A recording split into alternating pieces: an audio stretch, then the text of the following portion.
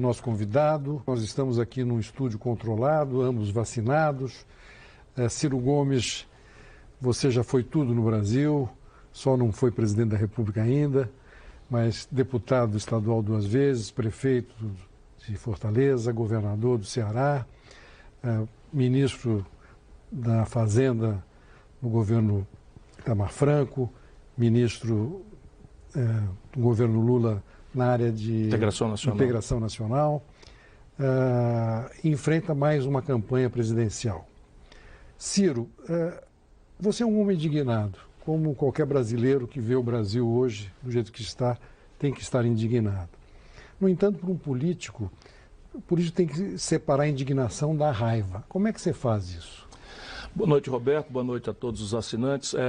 Veja, eu não tenho muita dificuldade de controlar a minha indignação no ato de tomar decisões. Esses cargos todos nunca cometi uma arbitrariedade, nunca feri o interesse de uma pessoa humilde, sabe? Nunca, não tem nenhum fato que venha em socorro dessa tese. Agora, eu não faço da política meio de vida, apesar de todo esse itinerário. O meu último mandato, eu fui o deputado federal mais votado do Brasil e foi em 2006. Porque eu não quero fazer da política meio de vida. E aí eu tenho essa dupla militância. Eu sou advogado, sou professor, escrevo livros, faço palestras. E nessa dimensão, eu não sou obrigado aos protocolos da vida pública. Eu sou um livre atirador, eu sou um acadêmico. Eu falei nisso lembrando um pouco da Frente Ampla, que, por exemplo, Lacerda e o Jango sentaram e fizeram uma frente, inclusive o Juscelino também. Era impensável Lacerda e Jango.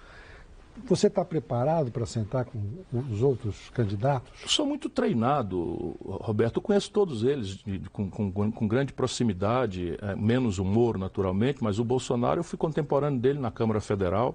Diz ele que votou em mim para presidente da República, o que não quer dizer rigorosamente nada. Não é? O Lula eu conheço há 35 anos, já fui ministro, trabalhei com ele, enfim, já fomos adversários e temos uma relação respeitosa, embora eu tenha diferenças inconciliáveis na proporção daquilo que eu imagino que aconteceu com ele. Ele se corrompeu, tomou-se de uma sede pelo poder e de uma falta de escrúpulo que precipitou o Brasil nessa crise que está aí. Mas quando você bate no Lula, você não fica emparedado entre ele e o Bolsonaro? Eu estou emparedado entre todos eles, porque eles representam um modelo que eu quero revogar. Deixa eu explicar para o brasileiro que está nos acompanhando. Olha, o modelo econômico, por mais que as pessoas sejam diferentes, e só um irresponsável não sabe que o Lula é diferente do Bolsonaro, são profundamente diferentes quanto pessoas.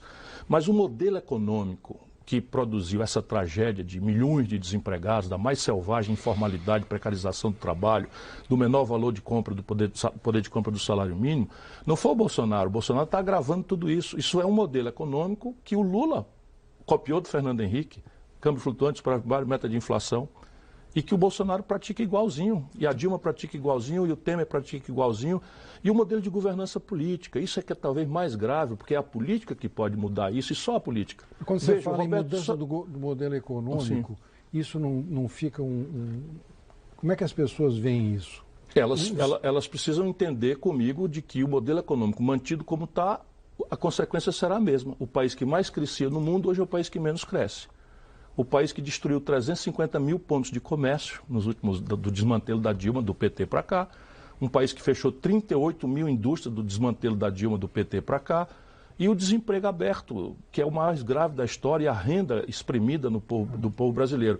Então eu estou propondo mudar, e eu não propondo um salto no escuro. Eu tenho um livro, não é? Porque eu acho que a gente precisa envolver a população que tem suas dificuldades para entender essa linguagem, mas especialmente a população que pode ler, os jovens, eu tenho muito preocupado com os jovens, e está funcionando, para entender as bases de um novo projeto nacional de desenvolvimento.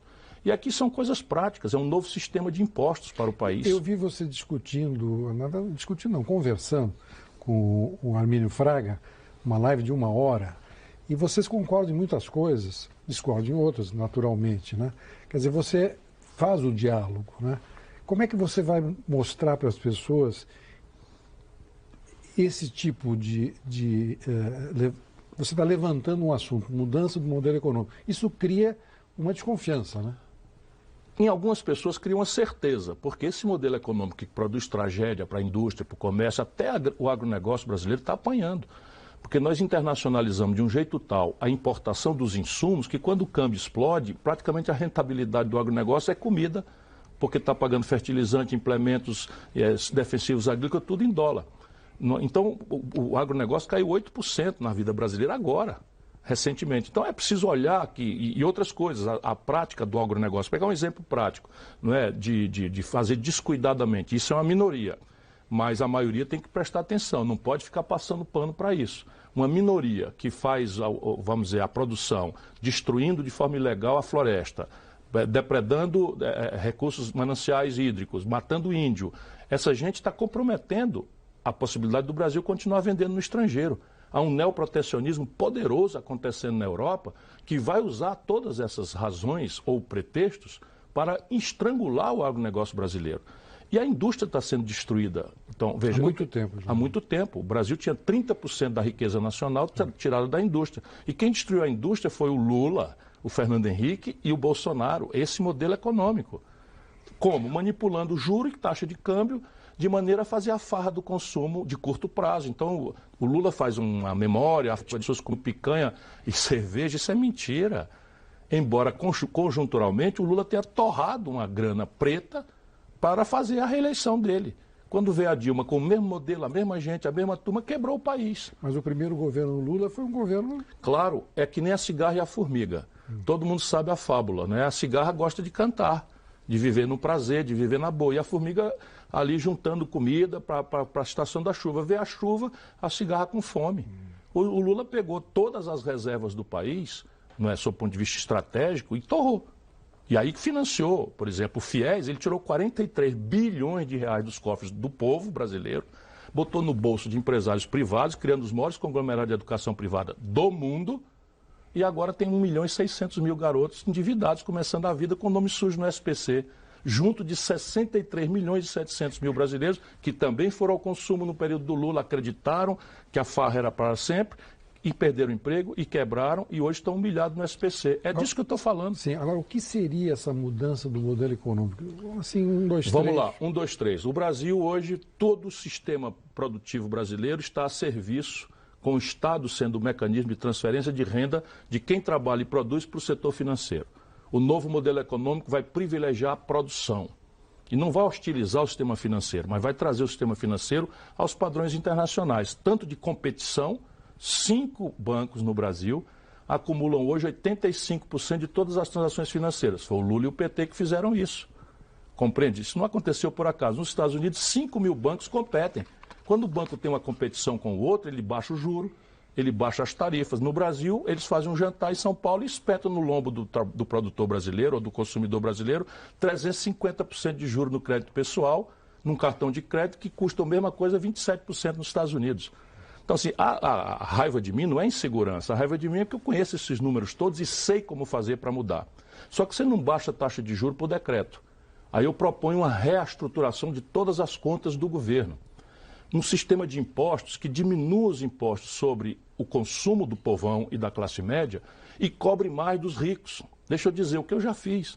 Só o Brasil e a pequena Estônia não cobram imposto de renda sobre lucros e dividendos empresariais. Eu cobrava. No Ceará? Não, no Brasil, quando ministro da Fazenda. O Lula revogou. Olha aqui.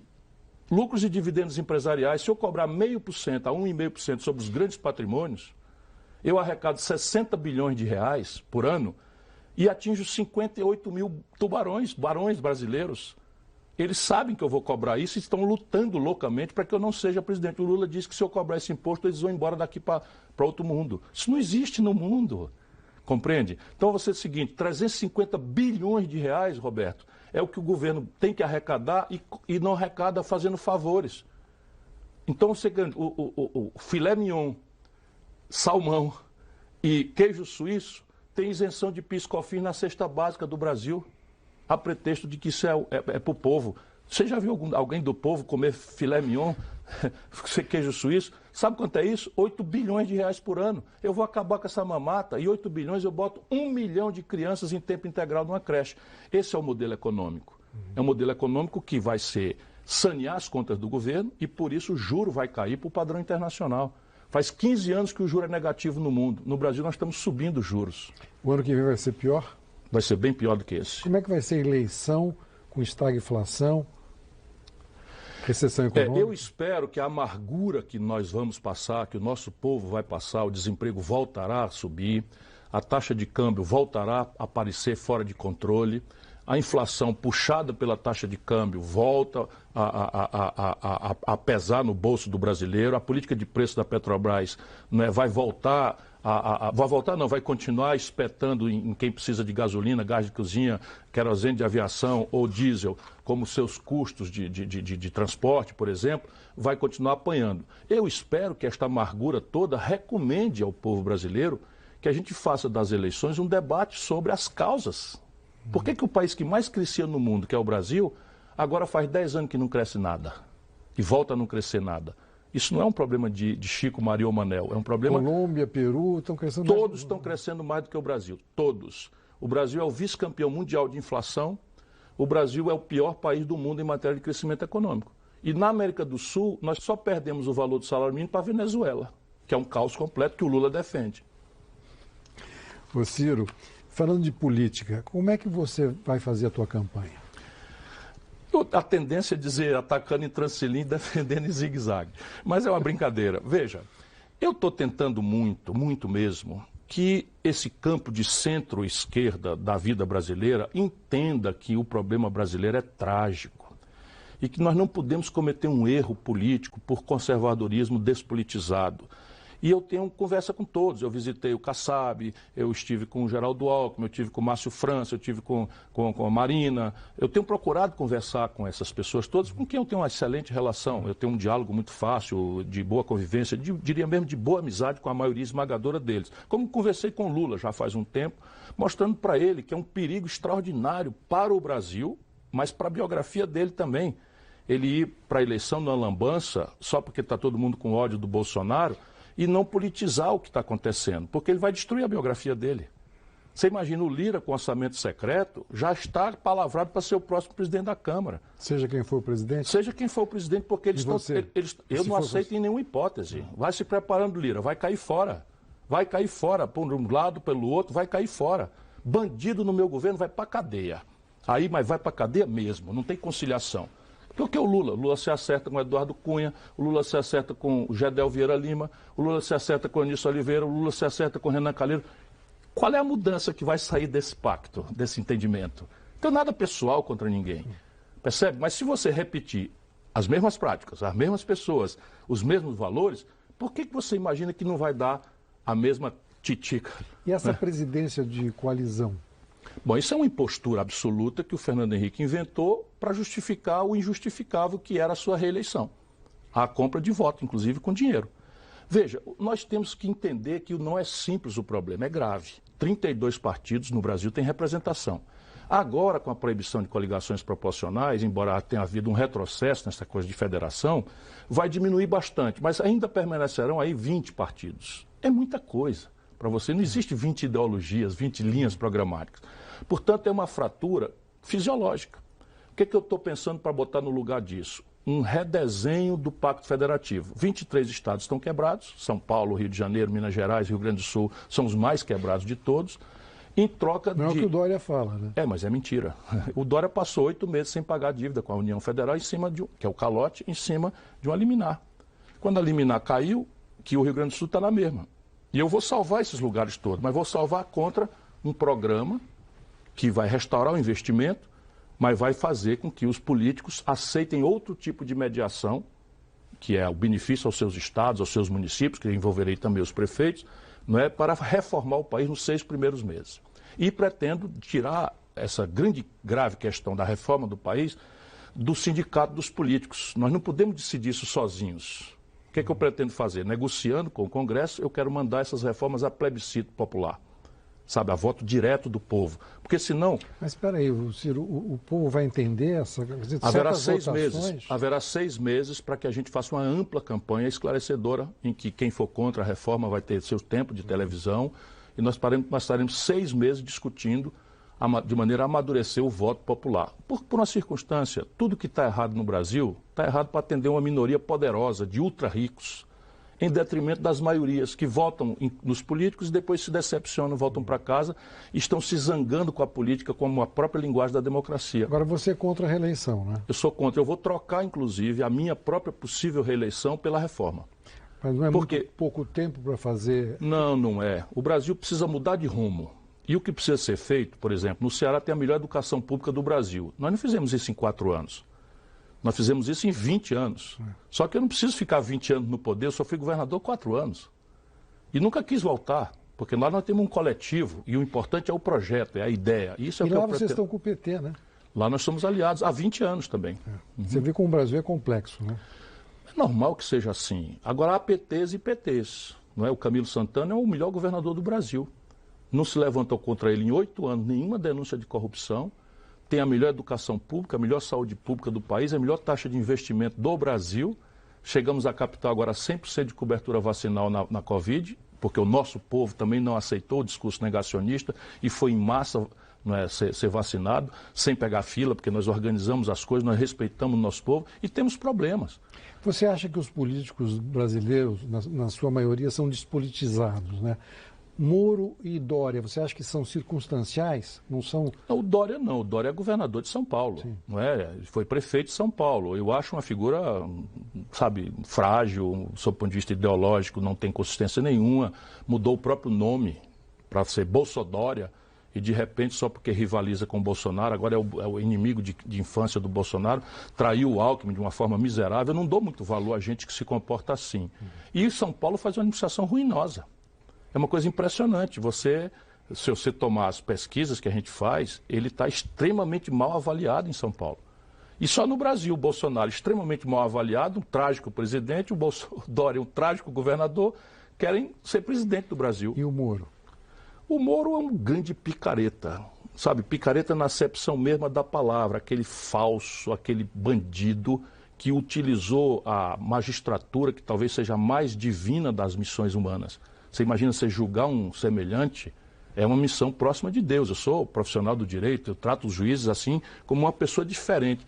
O camarada usa a magistratura, gravatinha borboleta, homenagem para cá e para lá, viagens esquisitíssimas para frequentar os órgãos de segurança dos Estados Unidos e depois vai ser ministro do picareta que se elegeu porque ele fez o que fez na magistratura. Sabe, isso é uma lesão moral, sabe? O Dória, por exemplo, que a gente está criticando, não é, mora na residência particular dele. O Moro fala moralidade, decência, corrupção, corrupção, corrupção, só fala em corrupção, corrupção, tal. Pois bem, esse cidadão, corrupção, corrupção, recebia auxílio moradia, olha aí, brasileiro, recebia auxílio moradia tendo um apartamento particular. O dobro da renda do povo. O povo brasileiro está com a renda de R$ 1.800 em média, passando o pão que o diabo amassou, o Moro recebia 4 pila, tendo apartamento. E a Conja foi acusada formalmente por um advogado chamado Tacla Duran de vender delações premiadas. Isso tem que ser investigado. Não dá para o cidadão desse que nunca administrou um pé de bodega dos pequenos vir sem uma opinião sobre educação. Você sabe quantos milhões de crianças e adolescentes no Brasil perderam o ano? E está todo mundo puxando os cabelos, os pais, os professores, os diretores. Como é que nós vamos fazer para tirar o atraso? Não. Presidente da República, vai ser presidente, nunca administrou nada, nunca foi nada, então é um picareta. Ciro, um minutinho, nosso intervalo, já voltamos. Agora você falou um pouquinho atrás aí sobre pesquisa.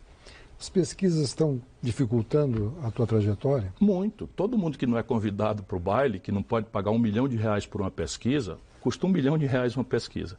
E parece que nós vamos ter eleição daqui a 3 meses, porque 5, 6 pesquisas todo mês, todas pagas pelo sistema financeiro. Todas, que é quem tem dinheiro sobrando para jogar fora, né, tentando antecipar o resultado. E elas atrapalham porque elas influenciam a psicologia dos políticos. Então, numa hora como essa, as pessoas vão manipulando, então, para dizer que este e aquele não é viável. Se você olhar e tiver juízo, o nosso povo tem, né, em dezembro do ano 2017, ninguém dizava um cidadão chamado Bolsonaro, nem as pesquisas indicavam nada. Lá vem o Bolsonaro e é o presidente do Brasil para a nossa tragédia. Então é preciso ter paciência, atrapalha para valer, mas é preciso ter paciência. E você vai até o fim? Sem nenhuma dúvida. Eu antes queria muito ser presidente, agora eu tenho que salvar o Brasil. Esse salvacionismo, Ciro, não cria um certo mais um? É para criar, só que eu não sou mais um. Eles estão querendo criar mais um, do mesmo jeito que criaram o Collor, que criaram o Bolsonaro, estão querendo criar ao redor do Moro. Eu não sou mais um. Eu sou o mais treinado, o mais preparado e o mais honrado de todos os candidatos. É meu currículo. Ser honrado nada mais é do que a minha obrigação, mas você chegar num país em que um camarada que nunca administrou nada, que foi trabalhar por uma firma americana, ganhando em dólar, cuja sede é em Nova York, e ele estranhamente ficou baseado em Washington, ganhando em dólar, e veio administrar a massa falida de uma empresa que ele quebrou, 120 mil brasileiros perderam o emprego porque o Moro destruiu a Odebrecht. Quando no mundo inteiro salva as empresas e pune quem foi que fez falcatrua.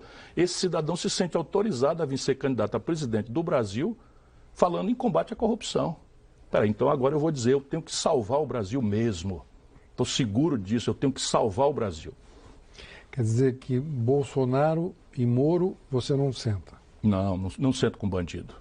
Eu não sento com bandido. Inimigo da República é para ser combatido com toda intransigência. E os dois são inimigos da República. Qual é Hoje nós estamos vivendo assim, um governo que não dá para entender, né? Não dá para entender. Estou pensando aqui na cultura, por exemplo. Né? Aliás, o ministro da Cultura, que não é ministro, porque ele destruiu, disse agora que o Brasil tinha 400 mil quilômetros de praia. Olha o nível de ignorância que está nos governando.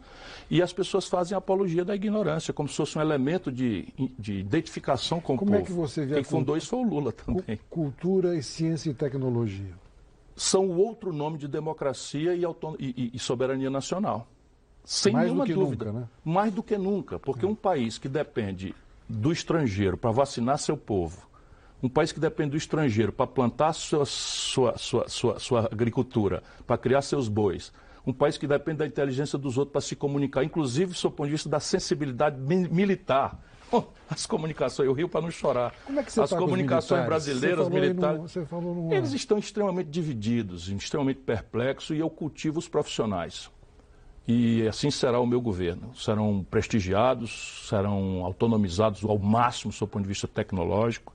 Você tem boas relações? Tenho excelentes relações, boas conversas com muitos deles. Não é? Tenho muitas decepções. Eu nunca imaginei assistir, sabe, generais como o general Heleno, que eu conheci, né, fui hóspede dele lá na Itabatinga, no Alto Solimões, e ver os marginais em que se transformaram é uma coisa constrangedora. Sim. O que te aflige mais no Brasil hoje? A miséria do povo.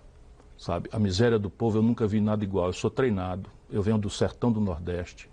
Aliás, por isso pago um preço pelo estigma, né? Me chamam de coronel. Nascido em São Paulo. Sim, nasci em São Paulo, filho de mãe paulista e pai cearense. Fui criado em Sobral, no interior do Ceará, e fui educado quase a minha vida inteira na escola pública. E eu vi muita fome, muita pobreza, muita miséria, mas nunca, Roberto, como eu estou vendo hoje.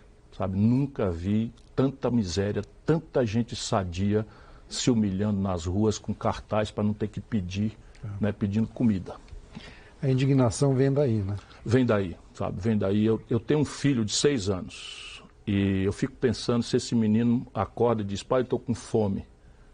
Mãe, me dá comida, eu estou com dor na minha barriga. Eu fico pensando, caramba, será possível que a gente botou uma pedra no coração? Você sabe que apenas 1/4 das crianças brasileiras fazem 3 refeições hoje. No país que mais produz comida no mundo, por pura canalice política. Uma política de estoque, sabe? Uma política de estoques reguladores que o Brasil tinha e uma política de segurança alimentar resolvia isso, porque nós temos a comida, não é a